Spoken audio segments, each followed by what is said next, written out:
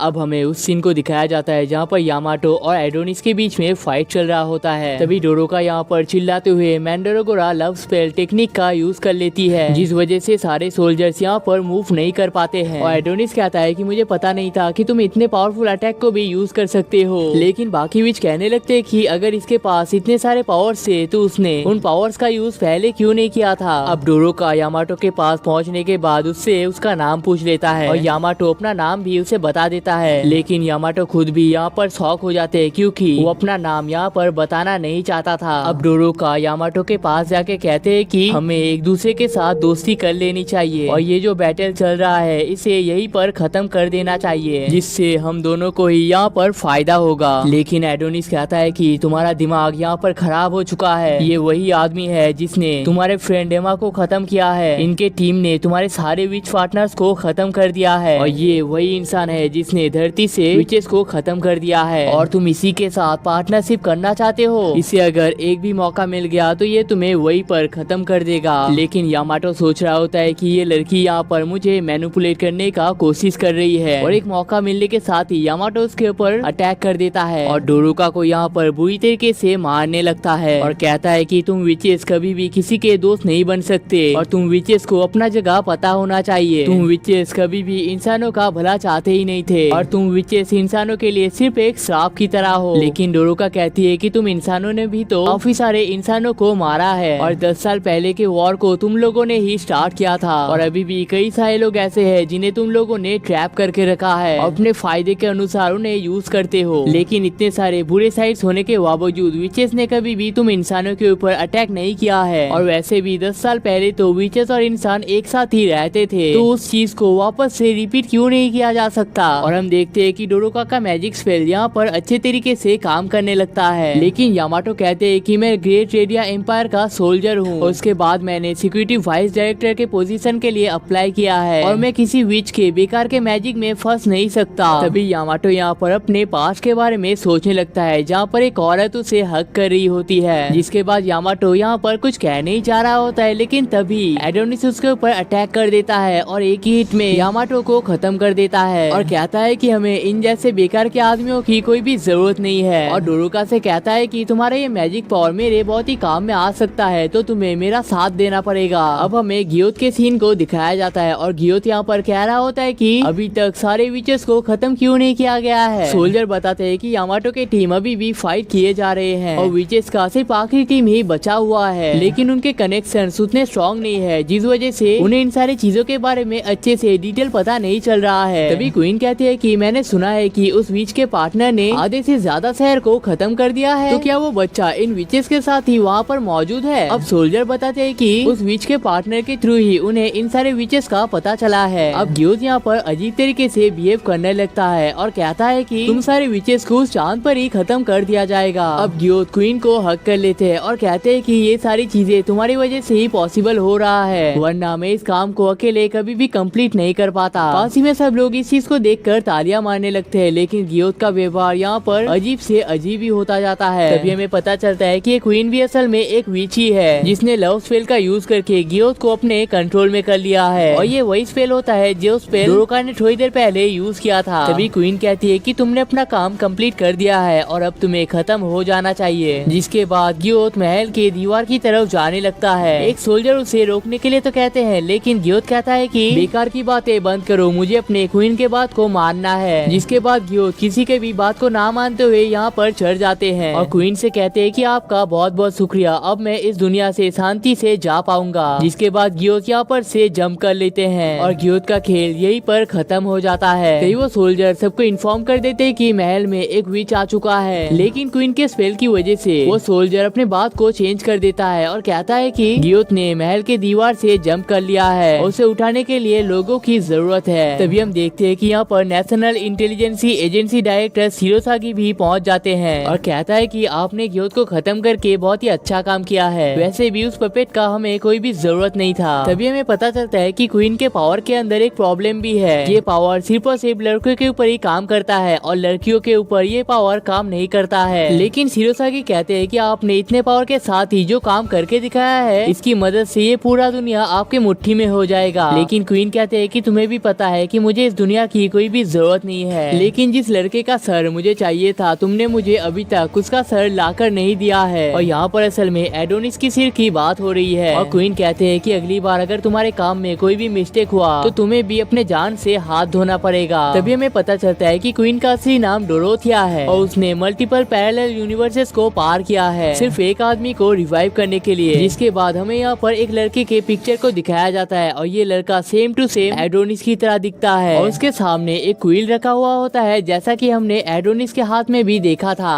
अब हमें एडोनिस के सीन को दिखाया जाता है जहाँ पर वो अपने पावर्स का यूज करके सारे लोगों को एक के बाद एक खत्म कर रहा होता है और डोरुका के पावर्स की वजह से ये सोल्जर्स अपनी जगह से हिल भी नहीं पाते हैं। तभी डोरुका कहती है कि अगर ऐसा ही चलता रहा तो मुझे तुम्हारे ऊपर भी अपने स्पेल को यूज करना पड़ेगा। तभी एडोनिस उसके पास चला जाता है और कहता है कि अगर तुमने ये गलती कर दिया तो तुम्हें यहाँ पर खत्म हो जाना पड़ेगा। जिसके बाद एडोनिस फिर से उन सारे लोगों को मारने के लिए जाता है। अब डोरुका कहती है कि मैं इस जिंदगी से परेशान हो चुकी हूँ। पास में मेरे अपने लोगों को मेरे सामने ही खत्म कर दिया गया था। मेरे सारे विच पार्टनर्स को इस टाइम पे खत्म कर दिया गया है और इंसानों के ऊपर भी एक बड़ा खतरा आ चुका है, लेकिन इसके बावजूद भी मैं किसी को भी प्रोटेक्ट नहीं कर सकता। अब एडोनिस यामाटो के सिर और उसके फोन को उठा लेता है और रिटेन स्टाइल समनिंग मैजिक का यूज करके अपने वॉइस को चेंज कर लेता है। अब हमें नेशनल साइंस एजेंसी के हेडक्वार्टर को दिखाया जाता है और यहाँ पर सब लोग बहुत ही परेशान होते हैं क्योंकि उनका सिस्टम यहाँ पर ठीक से काम नहीं कर रहा है और उनके सिग्नल यहाँ पर बार बार टूट रहे होते हैं। लेकिन तभी यामाटो उनसे कनेक्ट करने में कामयाब हो जाते हैं और कहते हैं कि चांद पर जितने भी सारे विचेस थे उन सारे विचेस को हमने खत्म कर दिया है, लेकिन इस बैटल के दौरान सारे सोल्जर्स खत्म हो चुके हैं और वो अकेला ही यहाँ पर बच पाया है और उसे अब हेडक्वार्टर से हेल्प की जरूरत है और वो जल्दी ही अपने घर वापस जाना चाहता है। लेकिन थीटा को पहले ही रियलाइज हो जाता है कि यामाटो नहीं बल्कि कोई और है। अब एडोनिस डोरोका को अपने साथ जाने के लिए फोर्स करने लगता है, लेकिन डोरोका उसे थप्पड़ मार देती है और तभी यहाँ पर टेलीपोर्टेशन स्टार्ट हो जाता है, जिस वजह से ये दोनों ही यहाँ से धरती की तरफ जाने लगते हैं और आप लोगों ने ये टेलीपोर्टेशन एपिसोड 1 में भी देखा होगा। अब अपेला कहते हैं कि तो तुम्हारा पहले से ही ये प्लान था, लेकिन अगर तुमने एक बार हमसे मदद मांग लिया होता तो शायद हमें ये दिन देखना नहीं पड़ता, लेकिन नरक में जाने के बाद तुम्हें इन सारी चीजों का सजा मिलकर रहेगा। और एडोनिस भी यहाँ से जाते वक्त अपने गलतियों के लिए माफी मांग लेता है। दूसरी तरफ हमें थीटा के सीन को दिखाया जाता है और वो एडोनिस के आने के लिए पूरी तरीके से तैयार होती है और अब 3 गिनने के साथ ही एडोनिस का खेल यहाँ पर खत्म हो जाएगा। 3, 2, 1।